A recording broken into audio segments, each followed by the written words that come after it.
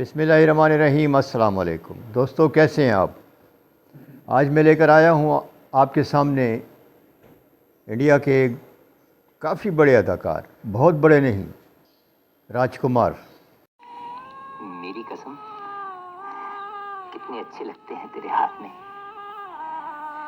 एकदम झूठ। सब गांव वाले ऐसे ही दिलगी करते हैं, और अगर रखी भी है तो क्या हुआ। इस घर के इंसानों को हर सांस के बाद दूसरे सांस के लिए भी आपसे इजाजत लेना पड़ती है।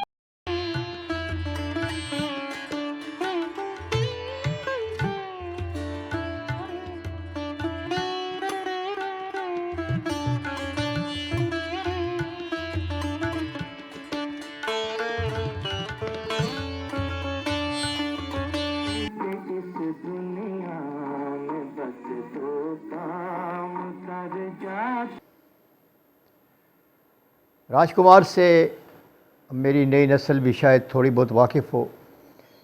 इनके बारे में मैं थोड़ी सी तफसीली गुफ्तगू करूँगा। इनका मिजाज, इनका फ़िल्म इंडस्ट्री में आना, उससे पहले ये क्या करते थे। लेकिन सबसे पहले आप ये काम तो करें ना कि सब्सक्राइब कर दें और लाइक भी कर दें। ये तो आप कर सकते हैं। मैं हूँ मोहम्मद ज़ुबैर और मेरा ये चैनल है झोंक तमाशा। राजकुमार एक अक्खड़ और कुछ मगरूर टाइप बंदा था। इसके मिजाज से कुछ लोग परेशान होते थे और कुछ नहीं होते थे, लेकिन अक्सर लोग इनके मिजाज से थोड़े डरते थे। दोस्त कम थे, दुश्मन ज़्यादा थे, और ये दुश्मन उनके रवैये की वजह से और उनकी ज़बान की वजह से थे। राजकुमार पैदा हुए हमारे सूबा बलूचिस्तान के ज़िला लोरालाई में। बचपन यहीं गुज़रा। फिर जब उनकी उम्र 14 साल थी तो इनकी फैमिली, इनके वालिदैन शिफ्ट हो गए इंडिया में। वहाँ उन्होंने गालिबन बम्बई में उन्होंने बाकी तालीम मुकम्मल की और पुलिस में भर्ती हो गए, और इनको जो रैंक मिला वो था सब इंस्पेक्टर का। 6 फुट लंबा कद था इनका। कभी सोचा भी नहीं था कि वो फिल्मों में भी जाएंगे। दोस्त उनको कहते थे कि तुम खूबसूरत भी हो, दराज कामत हो, आवाज़ भी काफ़ी जानदार है, तो तुम फिल्मों में क्यों नहीं जाते। तो एक दोस्त को उन्होंने इजाज़त दे दी तस्वीर लेने की। दोस्त ने कहा कि मैं ख़ुद कुछ करता हूँ तुम्हारे लिए। तो तस्वीर खींची और एक प्रोड्यूसर को दिखाई। प्रोड्यूसर ने कहा ये बंदा तो एक्टर है, इसको लेकर आओ। यूँ 1952 में 26 साल की उम्र में उन्होंने एक फ़िल्म में काम किया। ज़्यादा लंबा काम नहीं था, लेकिन उन्होंने पाँव रख दिया इस नगरी में। फ़िल्म का नाम था रंगीली। अगले साल उनको एक और फ़िल्म मिली जिसका नाम था आबशार। लेकिन उनकी फ़िल्मी ज़िंदगी के लिए जो खुशबख्त फ़िल्म थी वो फ़िल्म थी मदर इंडिया। मदर इंडिया एक शाहकार है महबूब का, बहुत खूबसूरत फ़िल्म है। इसमें नरगिस भी इनके साथ थी। ज़्यादा लंबा रोल नहीं था। नौजवानी में ही उन्होंने एक शादीशुदा बंदे का किरदार किया जो गुर्बत से तंग आकर अपना घर छोड़ देता है। यही किरदार था। बहुत जचे इस किरदार में राजकुमार, और नरगिस के साथ उन्होंने वाकई बहुत अच्छा काम किया था। राजकुमार को सही मानों में जो पहचान मिली वो सोहराब मोदी की फ़िल्म नौशेरवान आदिल से मिली। सोहराब मोदी वैसे भी कॉस्ट्यूम फ़िल्में बनाते रहते थे। बहुत सारी उन्होंने फ़िल्में बनाई, जिनमें ये नौशेरवान आदिल थी और झांसी की रानी वगैरह वगैरह। बड़ी खूबसूरत फ़िल्म बनाते थे। नौशेरवान आदिल में इनको हीरो का, तकरीबन हीरो का कैरेक्टर मिला। फ़िल्म ज़्यादा नहीं चली, लेकिन राजकुमार सबको पसंद आ गए। उसके बाद शम्मी कपूर के साथ फ़िल्म उजाला में नज़र आए। दिलीप कुमार के साथ इन्होंने काम किया फ़िल्म पैगाम में। दिलीप कुमार के साथ इनकी सिर्फ़ 2 फ़िल्में हैं। एक उनमें पहली फ़िल्म है पैगाम। पैगाम फ़िल्म के दौरान या उससे थोड़ा अर्सा पहले दिलीप कुमार और राजकुमार में कोई किसी बात पर नाराज़गी जो पैदा हुई तो वो राजकुमार की मौत तक बरकरार रही। उन्होंने कभी फिर एक दूसरे से बात नहीं की।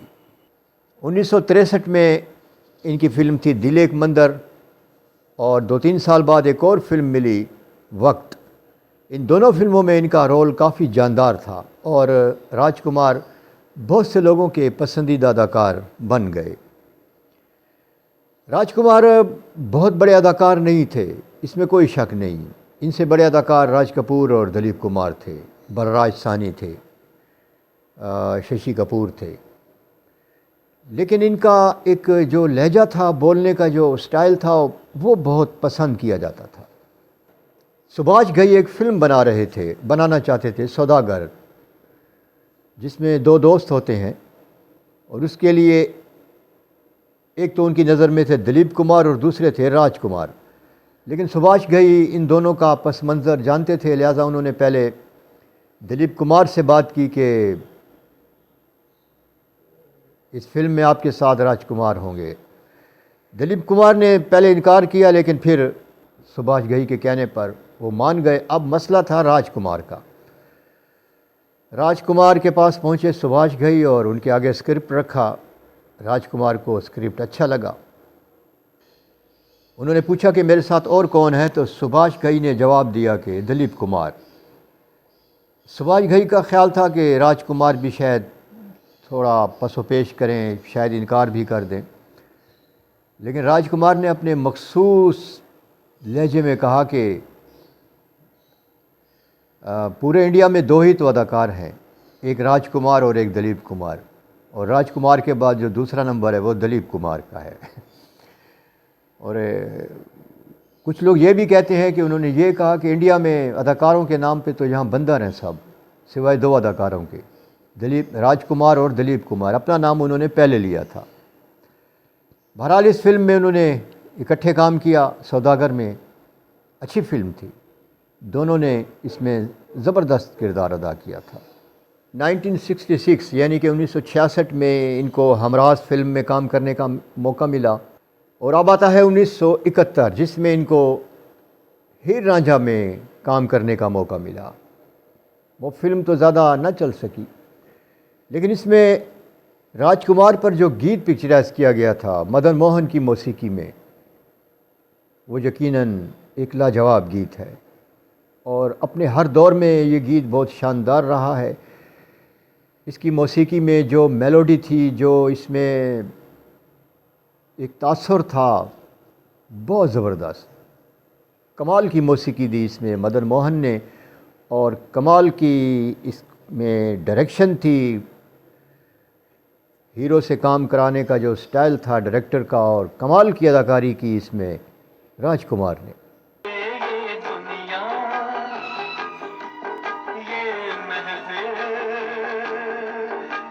मेरे ख़्याल में राजकुमार के क्रेडिट पर जो सबसे शानदार फिल्म है वो पाकीज़ा है।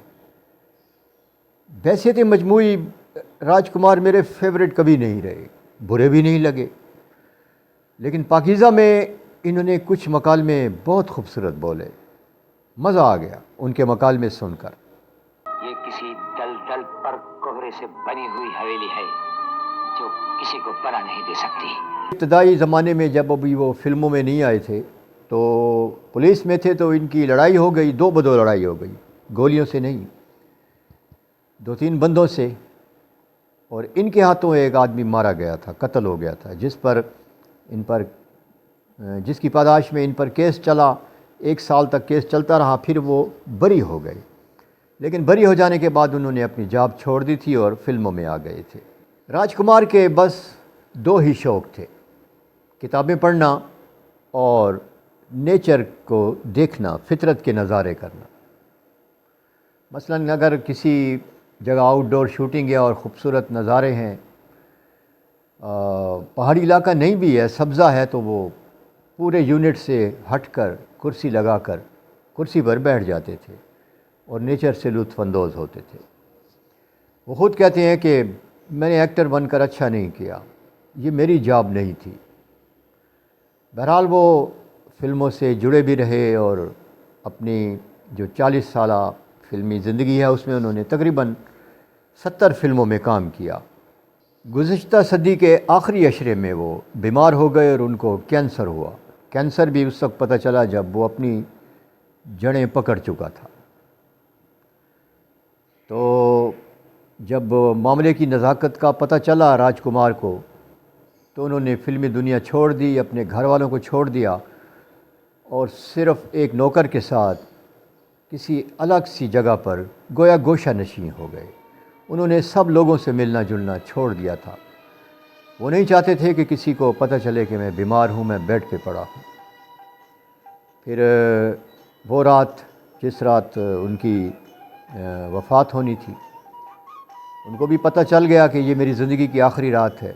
उन्होंने अपने बच्चों को, बीवी को बुलाया और उनसे कहा कि ये मेरी आखिरी रात है, मेरी रसूमात करना, फ़िल्मी दुनिया में से कोई ना आए, रश ना लगे, बस चुपके से मेरी आखिरी रसूमात करना, बाद में लोगों को बताना कि राज कपूर मर गया है। वक्रे टाइप के बंदे थे। इसमें उनकी ज़िंदगी, जब अभी मैं आपसे बात कर रहा हूँ या जो भी मैंने मालूमात राजकुमार के बारे में ली हैं, उससे पता चला कि वो वाकई थोड़े से हट कर थे। या कुछ लोग ऐसे भी होते हैं जो खुद ही हट कर चलते हैं ताकि लोगों को ये एहसास हो कि ये तो मुनफरिद है सबसे। अल्लाह बेहतर जानता है। लेकिन बहरहाल उन्होंने जो जिस किस्म की ज़िंदगी गुजारी, लोगों से अलग थलग, फ़िल्मी दुनिया में वो किसी को घास नहीं डालते थे, अपने आप को ही सबसे बड़ा अदाकार समझते थे। ये था राजकुमार से जुड़ा हुआ उनका अहवाल, उनकी ज़िंदगी का खुलासा। अपने आसपास के लोगों का ख्याल रखिए।